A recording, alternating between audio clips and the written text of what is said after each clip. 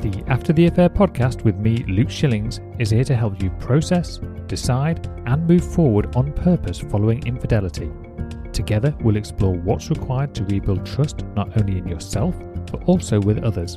Whether you stay or leave, I can help. And no matter what your story, there will be something here for you. Let's go.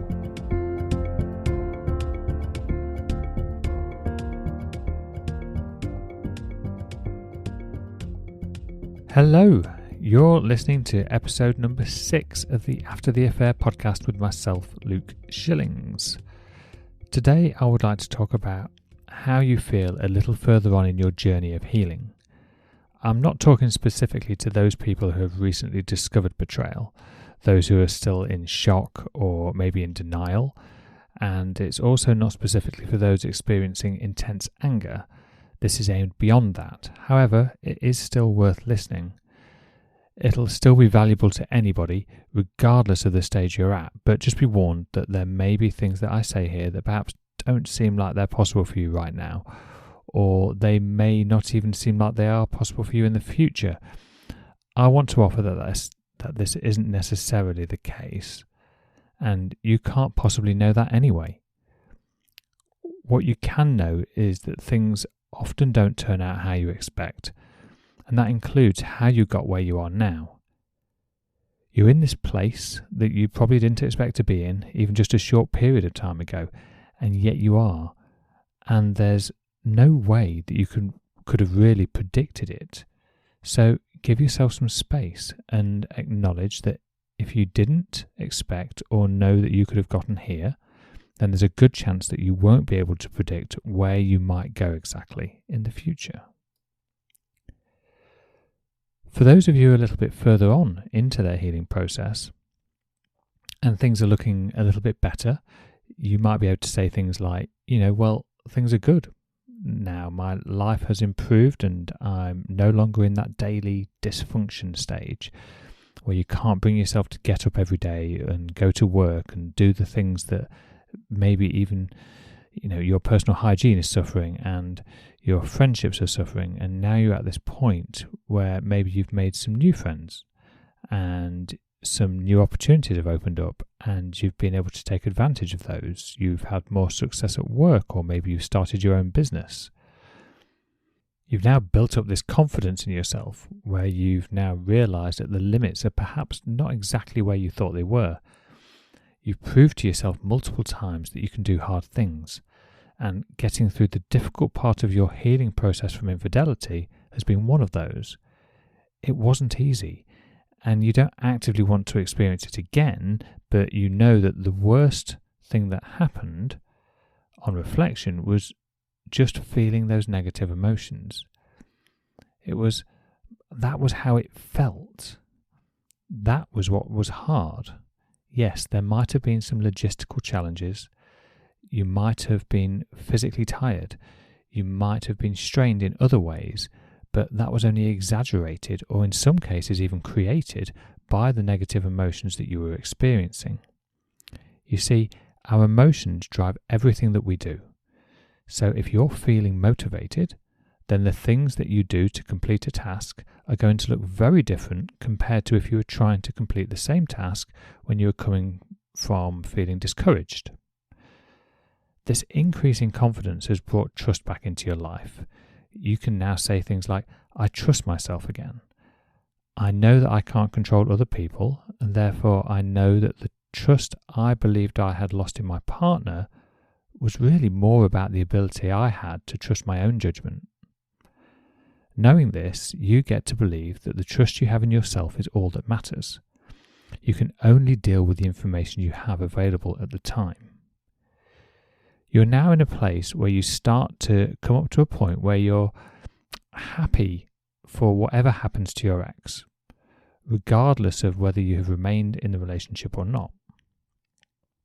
You have more unconditional love for your partner now than perhaps you ever did, but ironically, it has been the pain that you went through and the betrayal itself that it taught you to do that, because you are no longer dependent on the actions of others to make you feel a certain way.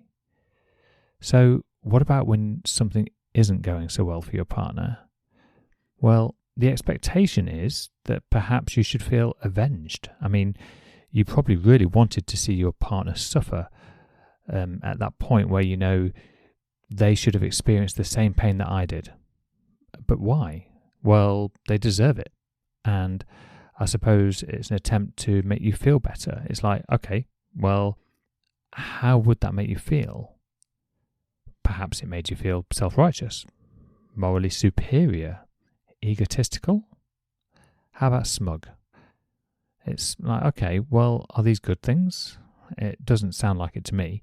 Though, I mean, there's plenty of self-serving traits which are desirable, such as self-care and compassion, understanding and patience, which don't paint the same potentially narcissistic picture that the likes of a self-righteous, egotistical, morally superior, smug person, might do. So is that really how you want to feel? And I would argue that although that may very well have been how you did want to feel, it's probably not where you are now. So how do you feel now knowing that your partner is struggling? You might feel sad.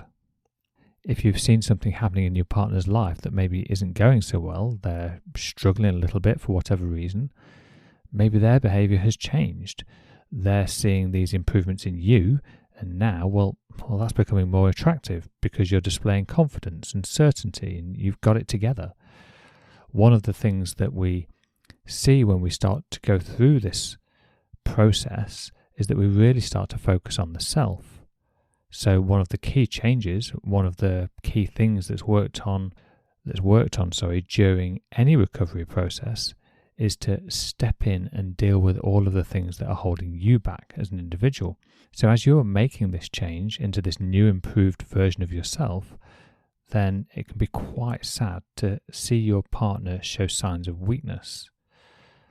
So what might that look like? Well, maybe they start love bombing you, with increased communication, the possible disrespecting of boundaries, becoming more needy, maybe giving inappropriate gifts, although this might be more relevant if you've separated.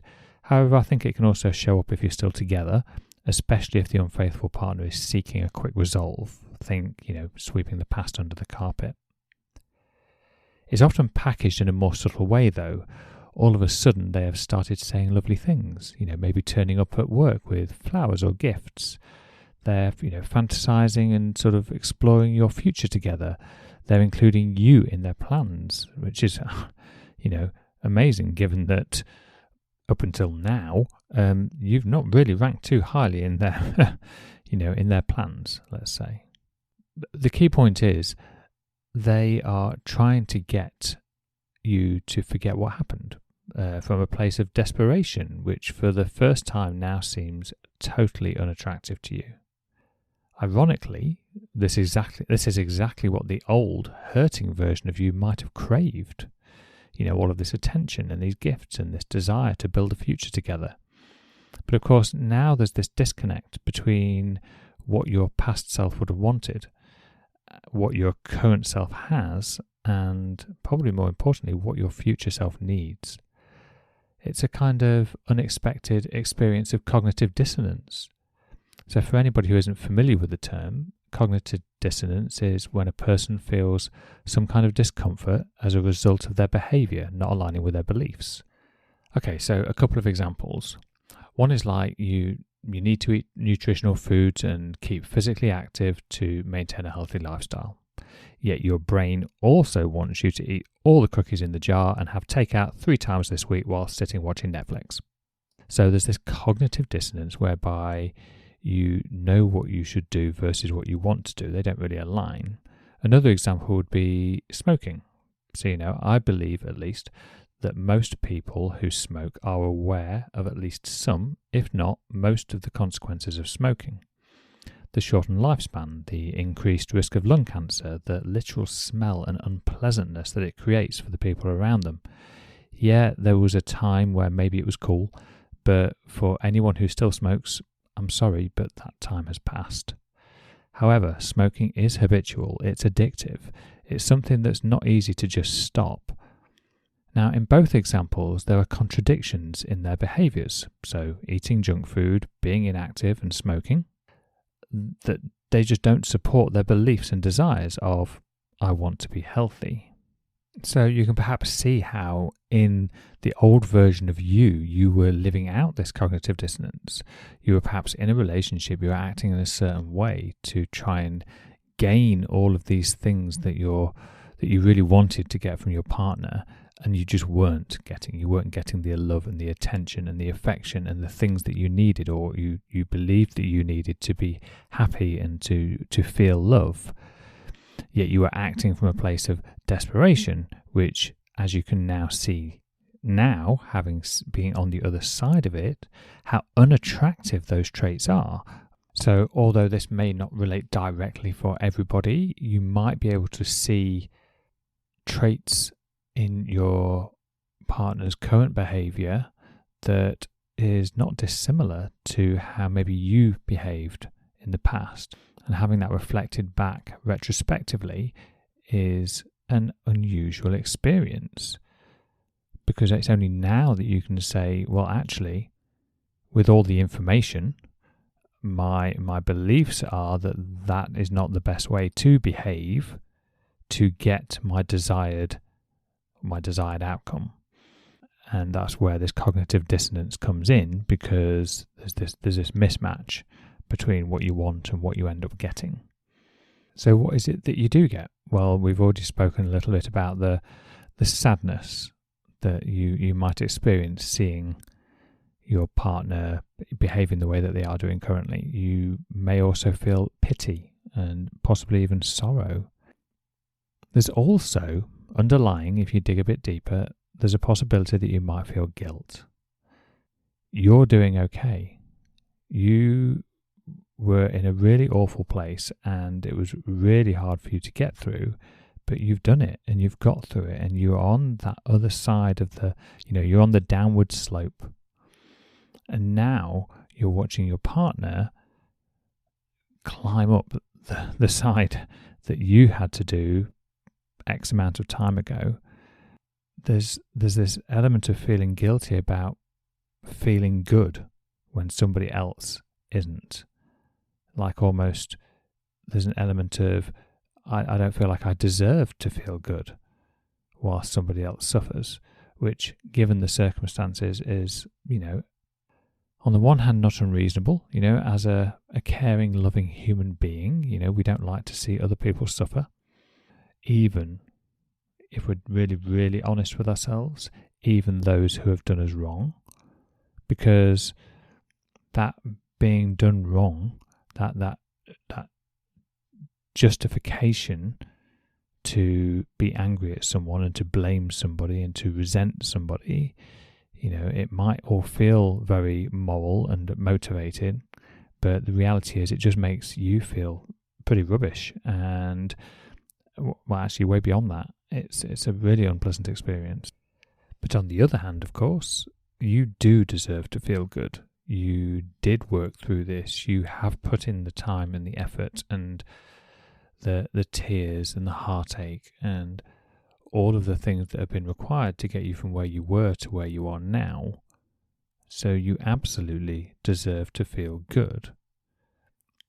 But you're not feeling good because the other person's suffering. That's where the change has come. There's no need to feel guilt, because your feeling good has nothing to do with the other person anymore. You're not dependent on them in any way.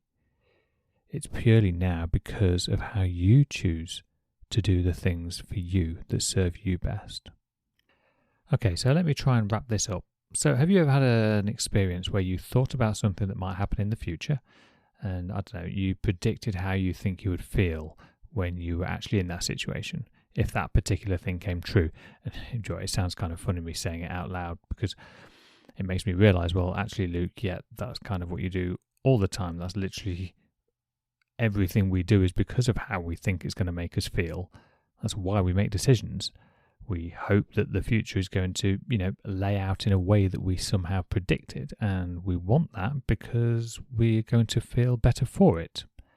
We're seeking something more positive, or we're getting away from something that's negative. Okay, so let's just rewind a little bit.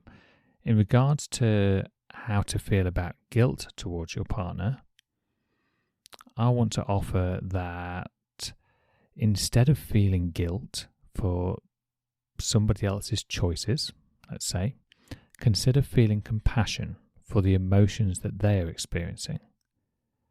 There may have been a time when you felt it was completely appropriate for your partner to suffer and want them to hurt, but it actually makes no difference to you.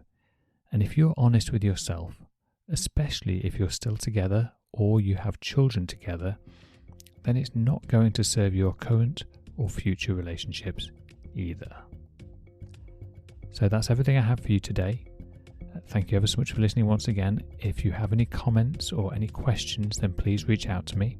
As always, you can contact me directly at lifecoachluke.com, where you can also download my free First Steps guide or access my social media at My Life Coach Luke, both on Facebook and Instagram. I look forward to speaking to you next time. Take care.